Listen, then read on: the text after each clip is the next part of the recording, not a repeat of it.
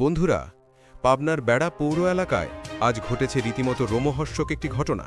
নদীর ঘাট নিয়ন্ত্রণ নিয়ে দুই পক্ষের মধ্যে ভয়াবহ সংঘর্ষ ও গোলাগুলি। ভাঙচুর ও বিএনপি কার্যালয়ে আগুন। এমন উত্তপ্ত পরিস্থিতিতে এলাকা জুড়ে নেমে এসেছে আতঙ্কের ছায়া। ঘটনার পেছনে কি কারণ, কারা এই সংঘর্ষের নেতৃত্বে ছিল, পুরো বিষয়টি জানতে ভিডিওটি শেষ পর্যন্ত দেখুন। লাইক, শেয়ার আর সাবস্ক্রাইব করতে একদম ভুলবেন না। আজ সোমবার 22 সেপ্টেম্বর দুপুরে পাবনার পৌরসভার ১ নম্বর ওয়ার্ডের বৃষালিখা এলাকায় নদীর ঘাট নিয়ন্ত্রণ ও দখলকে কেন্দ্র করে এই সংঘর্ষ শুরু হয়। স্থানীয় ও পুলিশ সূত্রে জানা গেছে, প্রথমে তর্ক-বিতর্ক থেকে শুরু হয়ে মুহূর্তেই তা গোলাগুলিতে রূপ নেয়। দুপক্ষ একে অপরের ওপর গুলি চালায় এবং চারপাশে আতঙ্ক ছড়িয়ে পড়ে।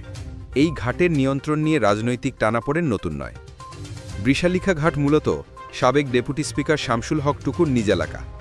এর আগে ঘাটটি নিয়ন্ত্রণ করত স্থানীয় আওয়ামী লীগের নেতাকর্মীরা, কিন্তু গত বছরের ৫ই আগস্টের পর থেকে বিএনপির একটি অংশকে সঙ্গে নিয়ে তারা ঘাটের নিয়ন্ত্রণ ধরে রেখেছিল। পরবর্তীতে স্থানীয় বিএনপি নেতা হাসান আলীর নেতৃত্বে আরেকটি গ্রুপ ঘাটের দখল নেওয়ার চেষ্টা করে। এই দুই গ্রুপের মধ্যে বিরোধ থেকেই আজকের এই ভয়াবহ সংঘর্ষের সূত্রপাত। সোমবার দুপুরে শুরু হওয়া এই সংঘর্ষে দুই পক্ষই ব্যাপক গোলাগুলি চালায়। এতে কয়েকজন আহত হওয়ার খবর পাওয়া গেছে, যদিও সঠিক সংখ্যা এখনও নিশ্চিত হয়নি। গোলাগুলির এক পর্যায়ে স্থানীয় বিএনপি কার্যালয়ে আগুন লাগানো হয়। কার্যালয়ের ভেতরে চেয়ার, টেবিল ও নথিপত্র পুড়ে ছাই হয়ে যায়। দোকানপাট বন্ধ হয়ে যায়, চারদিকে আতঙ্ক ছড়িয়ে পড়ে। সংঘর্ষের খবর পেয়ে দ্রুত ঘটনাস্থলে যায় পুলিশ ও আইনশৃঙ্খলা বাহিনী। পরিস্থিতি নিয়ন্ত্রণে আনতে সেনাবাহিনীও মোতায়েন করা হয়েছে। বেড়া মডেল থানার ওসি একেএম হাবিবুল ইসলাম সাংবাদিকদের বলেন, দুপক্ষের মধ্যে ব্যাপক গোলাগুলির ঘটনা ঘটেছে। বিএনপি ও আওয়ামী লীগ দুই দলের লোকই এই ঘটনায় জড়িত।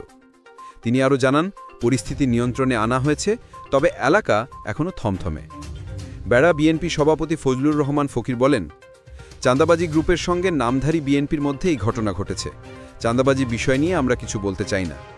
অন্যদিকে স্থানীয় সূত্রে জানা গেছে, ঘাটের নিয়ন্ত্রণ নিয়ে টানাপোড়েন অনেক দিন ধরেই চলছিল। আজকের সংঘর্ষ সেই দ্বন্দ্বেরই ভয়ঙ্কর রূপ। নদীর ঘাট নিয়ন্ত্রণকে কেন্দ্র করে ক্ষমতাসীন দল ও বিরোধী দলের ভেতরের দ্বন্দ্ব কিভাবে ভয়াবহ রক্তক্ষয়ী সংঘর্ষে রূপ নিতে পারে, আজকের পাবনা ঘটনার মধ্য দিয়ে সেটাই আবারও স্পষ্ট হল। প্রশাসনের কঠোর অবস্থান না থাকলে এ ধরনের সংঘর্ষ ভবিষ্যতে আরও বড় বিপদ ডেকে আনতে পারে। বন্ধুরা, আপনারা কি মনে করেন, রাজনৈতিক দখলবাজির এই সংস্কৃতি বন্ধ করতে কি করা উচিত? কমেন্টে আপনার মতামত জানান। ভিডিওটি ভালো লাগলে লাইক দিন, বন্ধুদের সঙ্গে শেয়ার করুন, আর রাজনীতির এমন খবর পেতে আমাদের চ্যানেলটি সাবস্ক্রাইব করতে ভুলবেন না।